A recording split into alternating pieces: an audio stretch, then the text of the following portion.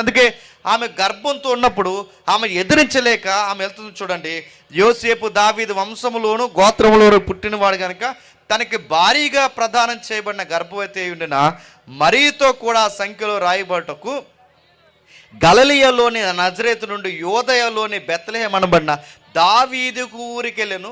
వారు అక్కడ ఉన్నప్పుడు ఆమె ప్రసవ దినములు నిండెను. వారు అక్కడ ఉన్నప్పుడు ఆమె ప్రసవ దినములు నిండెను. అక్కడున్నప్పుడే ఎందుకు నిండాయి? దానికి ఒక ప్రవచనం ఉంది. దానికి ఒక మేక అని ఒక ప్రవక్త ఎప్పుడో డాక్యుమెంట్ రికార్డెడ్గా చెప్పాడు. ఇదిగో ఒక రోజు వస్తుంది, మెస్సయ్య గర్భంలో పడతాడు. ఆ పడిన వాడి అడ్రస్ మీరు గుర్తించండి.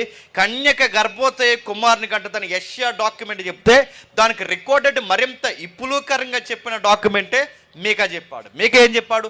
ఆ పుట్టబోయే ఆ మెస్సయ్య ఎక్కడ పుడతాడంటే ఎక్కడ పడితే అక్కడ కాదు, బెత్లెహేములో పుడతాడు.